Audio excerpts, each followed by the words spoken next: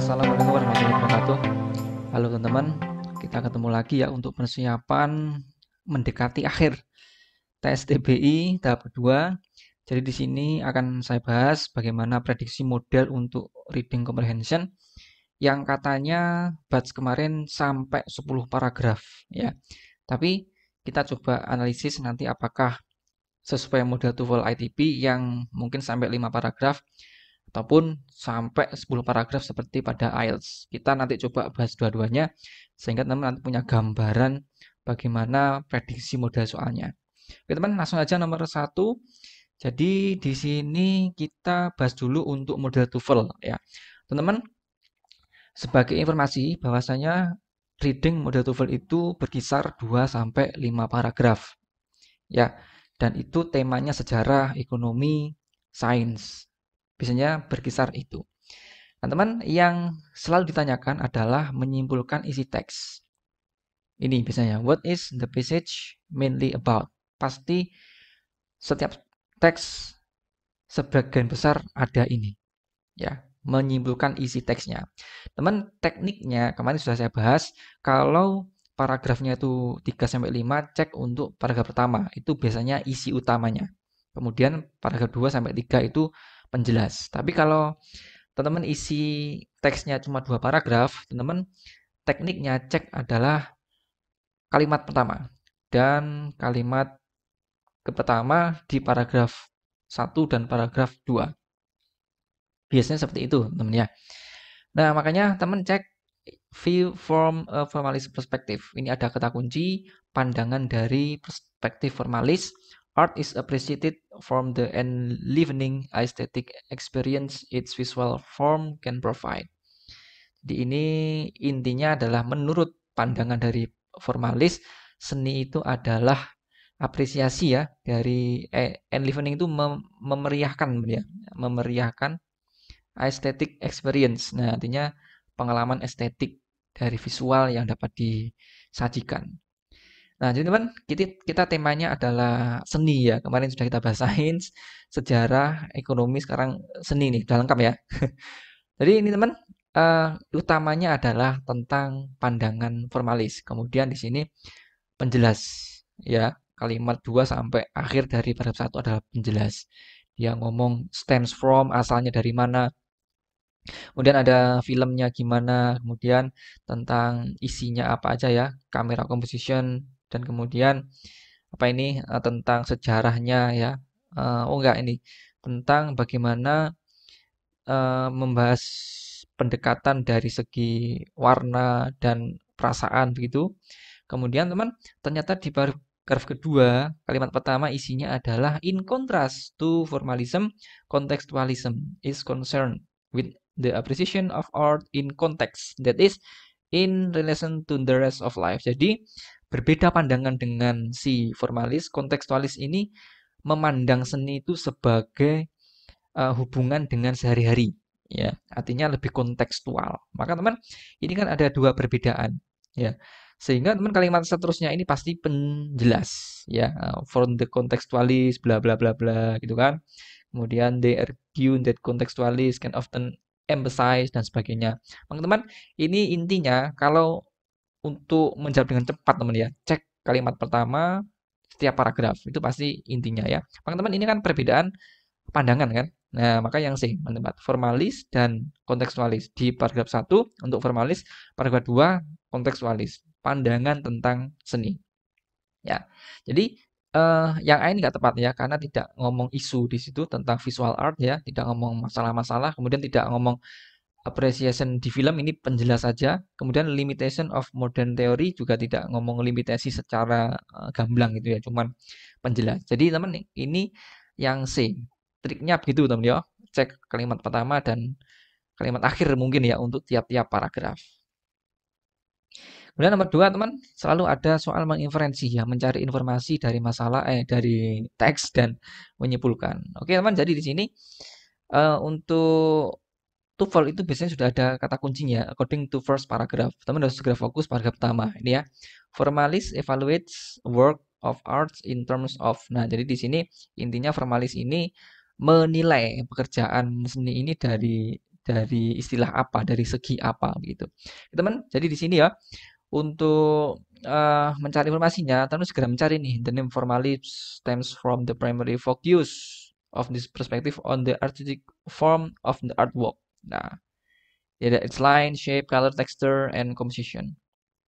Nah ini ya, jadi for the formalist, art is to be valued for its artistic qualities, separate from its connection to the larger world. Artinya ini memisahkan dari koneksi dengan dunia. Berarti di sini kalau mau kita inferensi teman, karena dipisahkan maka dia akan murni kan, purely. Nah, purely artistic aspect of the artwork. Apa saja aspeknya ini tadi? Its line, shape, color, texture. Ya, jadi begitu teman ya. Nah, itu adalah nomor 2 ya. Apakah yang A ini benar non artistic consideration that enhance the aesthetic experience of the artwork? Enggak, teman ya. Dia kan malah ngomongnya mengabaikan aspek non artistik kan. Ini loh ya. It is believed that such non artistic consideration only detract. Nah, detract ini dihilangkan ya from the aesthetic experience the work artistic form can provide. Kebalik ini malahan kontradiksi ya, teman. Yang C, the relationship of the artwork to social and political matters. Ini juga enggak teman ya. Justru ini ignoring. Nah, to social and political issue. Enggak tepat. The historical accuracy of the artist treatment. Ya, ini enggak ya. Juga dia ngomong pass away. Pass away itu membuang, menghilangkan ya history dan moral dan sebagainya. Jadi teman-teman ada yang B teman ya. Murni dari pandangan estetik aspek dari artworknya menurut si formalis. Kemudian nomor 3 teman, yang didasarkan biasanya adalah mencari informasi dengan cepat ya, scanning karena di situ ada kata kunci texture, color, morality, shape ini di mana teman ya. Kita harus teliti bahwasanya yang dicari adalah except kecuali ya. Jadi in the first paragraph mentions all of the following as example of artistic form except. Nah, teman-teman di sini kan kecuali apa gitu kan. Nah, untuk kata-kata ini muncul di sini teman, its line, shape, color, texture, and composition. Ternyata juga muncul di bawah teman-teman. Color, shape, technique, composition. Nah ya kan, teman scanning aja secara cepat kata-kata kunci ini. Texture ada nggak? Oh ada ya di sini. Color ada nggak? Ada di sini. Ini juga ada di sini kan. Shape ada di sini dan juga ada di sini kan. Nah yang nggak ada adalah morality teman ya. Jadi dia tidak ngomong morality yang menggambarkan dari artistic formnya. Begitu ya cara men-scanning dengan cepatnya. Cari langsung cari kata kuncinya dan kemudian teman-teman cek di opsi jawabannya. Kemudian nomor 4 teman, jadi di sini yang pasti keluar adalah menentukan kata ganti ya. Bisa it, bisa them, bisa her gitu ya. Nah teman langsung fokus, kadang di TOEFL langsung ada line-nya. Line 18, maka teman karena ini 20, berarti ini adalah 18 di sini. Ya, berarti start dari sini. Oke, it di mana ini? And society that gave birth to it. Nah di sini teman ya, to it. Teman-teman segera merefer ke kalimat ini atau kalimat sebelumnya. Oke, start dari sini ya. Everything that surrounds and relates to the artwork is relevant. Oke, ya, jadi apapun yang berkaitan dengan artwork adalah relevan. Yang meliputi viewer, the artist, physical setting of the artwork, and the art, culture, and society that give birth to it. Artinya yang melahirkannya. Ya, jadi banyak aspek ini melahirkan siapa? Oh, ternyata melahirkan ini melahirkan siapa? Melahirkan artwork-nya, teman-teman. Nah, jadi jawabannya adalah yang A, teman di sini. Ya. Paham, teman ya? Jadi everything that surrounds and relates to the artwork. Nah, is relevan apapun yang berkaitan ini kan ada artis sampai society yang melahirkannya. Nah, refernya adalah ke artwork. Gitu ya. Clear nih tentang it. Ini juga cocok it singular, maka artwork juga termasuk singular, teman ya. Oke, kelihatan ya, ini sering keluar. Them, it, nah kemudian they, itu juga sering keluar. Nomor 5 teman, jadi di sini juga sering mencari sinonim kata ya. Kadang ada kata, kadang juga ada phrase. Ini gampang teman. Saya kira kalau pas bejo teman ya. Pas beruntung ini kata-katanya yang sering kita dengar atau mudah ya. Seperti ini ya, era ini kan mudah ya. Nah, di era industri, di era digitalisasi ya. Era ini kan termasuk periode teman, tanpa melihat line 20 pun kita udah tahu era itu mana ya. Tapi kalau mau kita buktikan, ini era teman ya 20 dari sini. Well as knowledge about the era and the culture of the country in which the film was made. Ya, berkaitan berarti berkaitan dengan periode ya, periode di mana tentang artwork ini dibuat begitu ya. Jadi teman di situ ya, karakternya nggak mungkin jauh dari konteksnya, development juga jauh, role juga jauh. Oke, saya kira pas gampang ini, bejo gampang. Semoga teman nanti bejo ya, dapat sinonim yang gampang-gampang ya. Kemudian teman selain mencari sinonim kata, kita juga mencari sinonim frase ya kadang ya. Seperti stems from. Nah, teman ini kadang kita harus memahami konteks kalimatnya ya. Kita kan stems from ini kita nggak tahu ya. Stem ini mungkin kalau dari apa namanya? Dari katanya kan stem ini batang namanya. Nah, dari batang dari apakah cocok teman? Berarti kalau mau mau kita kaitkan cocok loginya teman itu paling tepat yang A teman ya. Karena batang dari itu kan tumbuh ya, berarti grows out. Nah, kalau mau kita cocok logi ya. Tapi teman kita buktikan nih, apakah benar stems from ini memang berasal ya, tumbuh dari atau berasal dari? Kita cek. It's major limitation the formalise. Jadi menurut formalis apa ini keterbatasan utamanya ini berasal teman stems from that. Berarti berasal dari its primary concern ya, concern utama dengan fakta dan teori. Nah, berarti ini kan jelas secara konteks kalimat benar ya, berarti berasal dari ya, bermula dari atau tumbuh dari. Nah, berarti jawabannya jelas yang A teman, grows out of ya. Ini ya, turns itu enggak teman ya, karena turns itu lebih kepada menjadi ya, berarti nggak tepat, padahal kan yang diinginkan adalah berasal dari. Runs up against nggak cocok teman ya, jadi ini malah seakan-akan berlawanan, nggak cocok. Argues for juga nggak cocok ya teman. Jadi paling tepat adalah yang A, yang punya makna berawal dari, tumbuh dari, berasal dari. Oke, teman itu ya beberapa soal yang sering dikeluarkan untuk soal model TOEFL, yang soal teks yang nggak terlalu panjang ya, 3 sampai 5 paragraf. Ya, dari mencari ide pokok, menginferensi, mencari informasi, scanning sampai mencari sinonim dan mencari kata ganti ya. Teman yang belum sempat akses untuk latihan tryout, masih ada waktu teman, silakan bisa akses maksimalasset.com, link ada di deskripsi di bawah. Jadi teman nanti bisa dapat 9 paket tryout, 6 paket tryout bahasa Inggris, dan 3 paket tryout learning agility. Nanti ada full pembahasan dan juga statistik pembahasan. Jadi teman nanti yang sudah login bisa, yang sudah pernah daftar bisa login, yang belum daftar bisa buat akun dulu ya. Kemudian nanti pilih tryout dan jangan lupa masukkan kode ber-ASN untuk dapatkan promo yang banyak ini 140 jadi 85400 teman-teman ya. Nanti teman juga bisa beli paket lain, paket 4, paket 5, paket video ya, video rekaman online itu teman bisa pakai kode ber-ASN 2024 ya, ber-ASN 2024 untuk yang combo 4 dan 5. Kalau video ini juga bisa pakai ber-ASN. Begitu ya, silakan coba, persiapannya tinggal sedikit, maksimalkan untuk latihan soal. Nah, ini teman, jadi ini model yang panjang. Ayo, kemarin ada yang coach ini loh untuk tesnya loh sampai 10 paragraf ini tak kasih 10 paragraf A B C D E F G H I J ini. Ayo. Kurang apa enggak? Ini kalau kurang nanti tambahin sampai 20 paragraf, teman. Oke, jadi teman kita nggak membahas semuanya ya, tapi ya sampel saja. Jadi meskipun paragrafnya panjang, tapi intinya tetap sama teman ya, mencari informasi, menyimpulkan, kemudian ya sinonim begitu teman ya. Oke, kita cek nomor 1, teman. Bagaimana cara mengerjakan untuk teks yang panjang? Teman cari dulu kata kuncinya ya.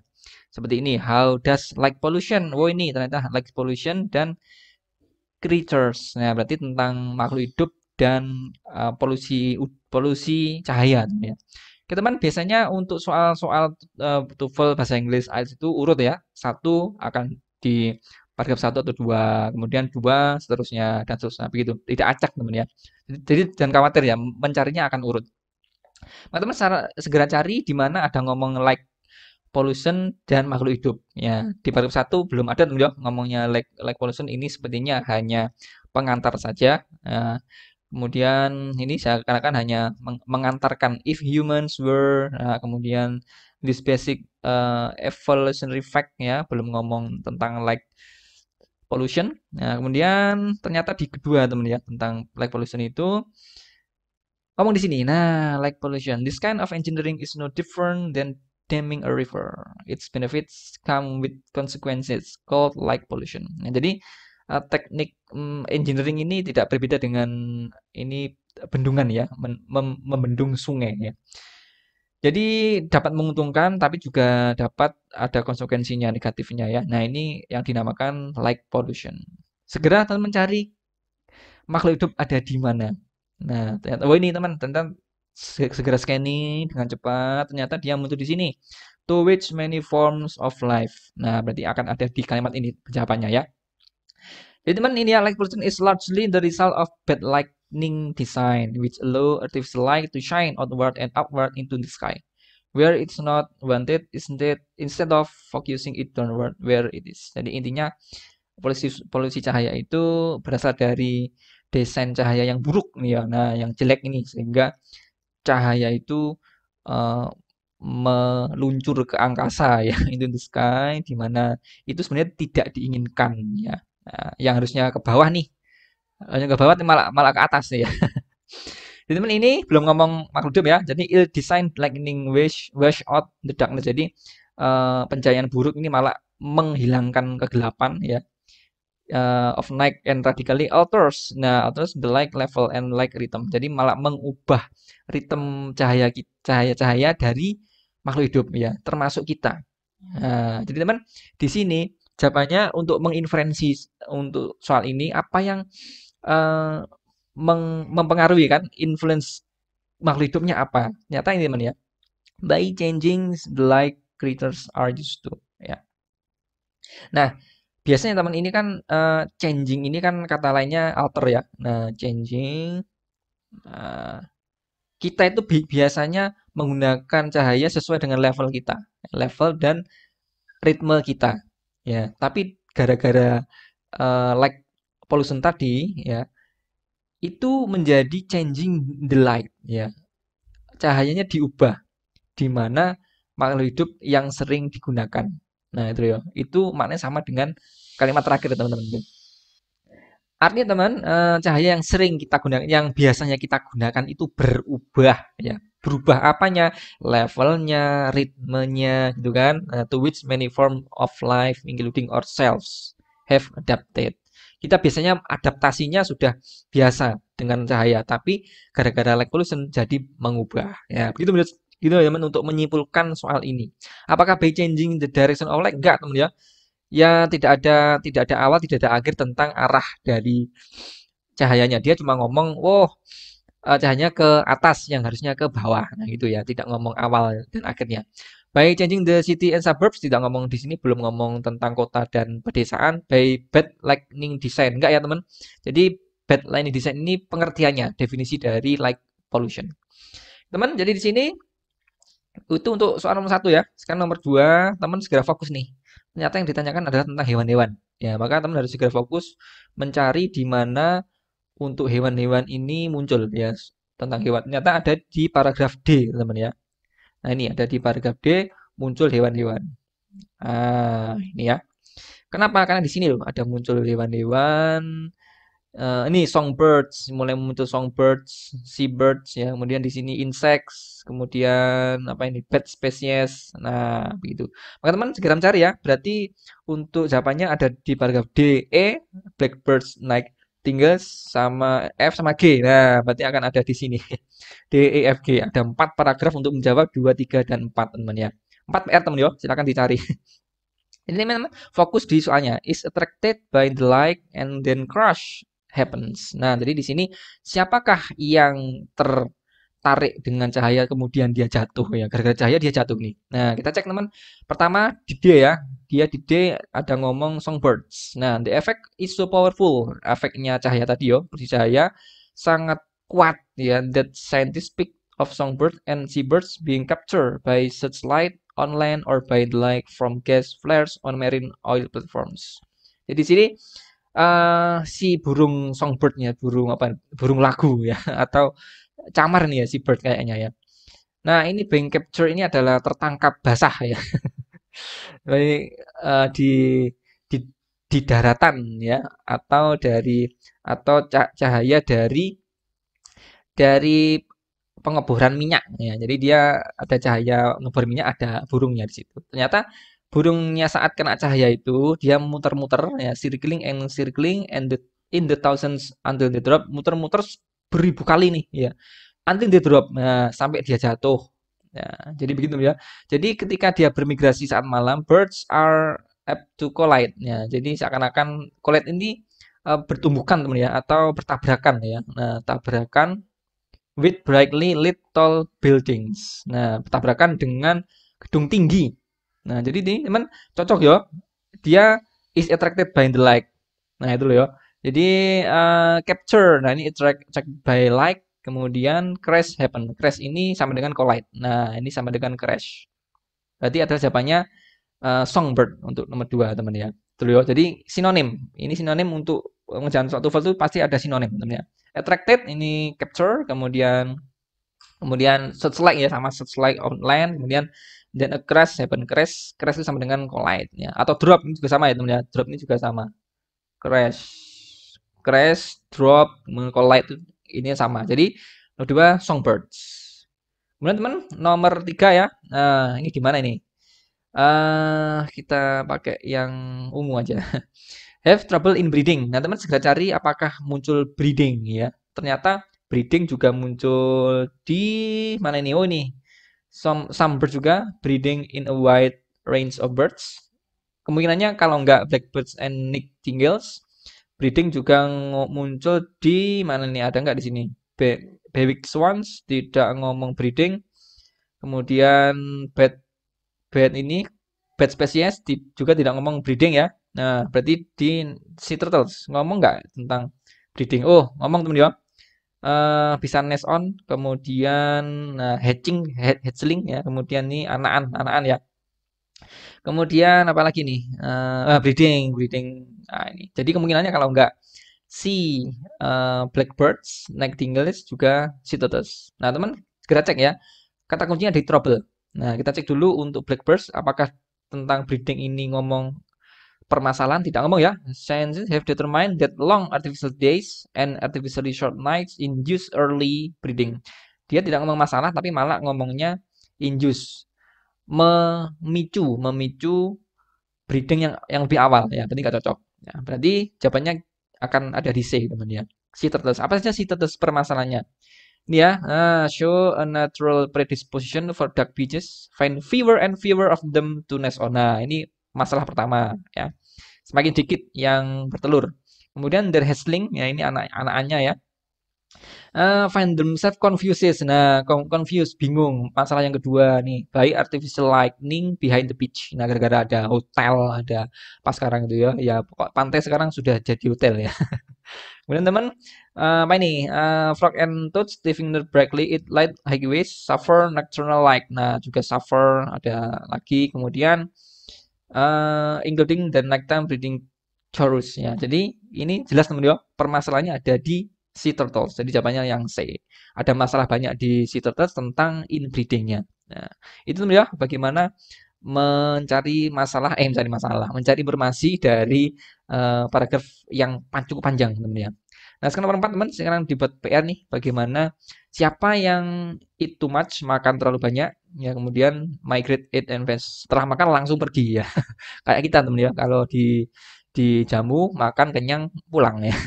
Nah, ini siapa teman yang kayak gitu ya?